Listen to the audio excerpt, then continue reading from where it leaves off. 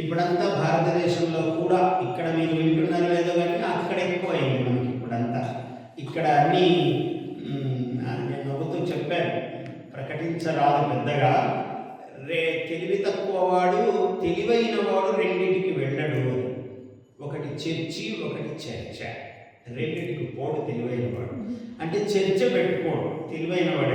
ఎవడితో రారా నాతో వివాదానికి నీకు అంత ఇది ఉంటే అని అనుకుంటాడు. నిజంగా చదువుకున్నవాడు ఎవడు పోడు, వాడిని పిలిస్తే. అంటే వాడు పనిలేక పిలిచాడు, ఊరికే వివాదం ఎందుకంటే అథవా నిద్రయా కలహేనవా అన్నాడు. కాలో గచ్చంధి మతాం, దుర్మార్గులకు కాలం ఎట్లా గడుస్తుంది అని అంటే వాడికి నిద్రతోనో నిద్రయా కలహేన వ్యసనేనవా, 3 రకాలుగా దుర్మార్గుడికి బుద్ధిహీనుడికి కాలం గడుస్తుందన్నాడు.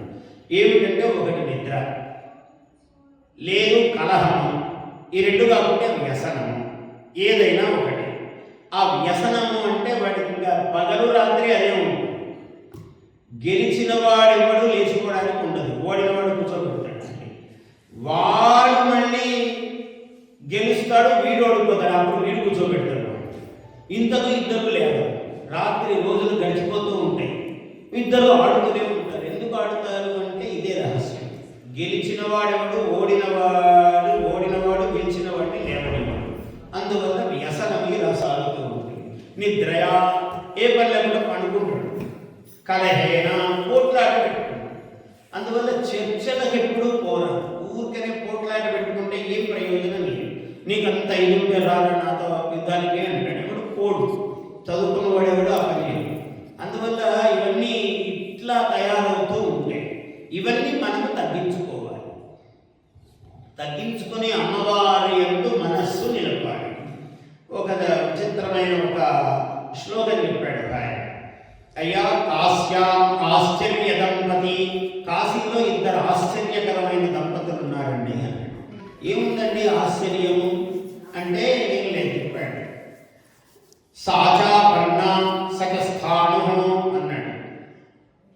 ఏమిటి?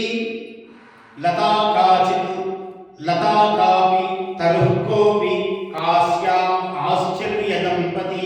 ఒక లత ఉన్నదట కాశీలో, తీగ.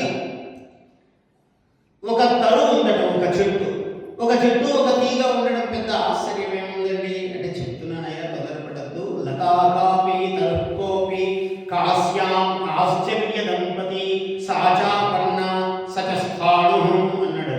ఆ లత ఏమో ఆ పర్ణ ఆకులు లేని లత. ఆ పర్ణ అంటే పర్ణములు లేనిది.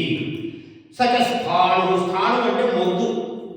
ఆ చెట్టు ఏమో మొద్దు అంటే చిగురు తొడగలిది మొద్దు.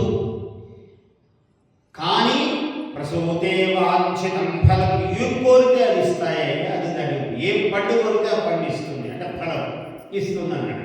అపర్ణ అనేది ఆమె అమ్మవారి విశాలాక్షీదేవి. శివుడేమో స్థాను అంటే శివుడికి ఒక పేరు స్థానువు అని.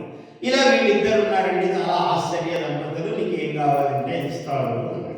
అంటే మరి పార్వతీ పరమేశ్వరుల యొక్క స్వరూపాన్ని అంత అద్భుతంగా అపర్ణా స్థాను అని వర్ణించాడు.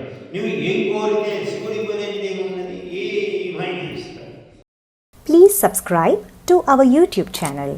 Like and share this video.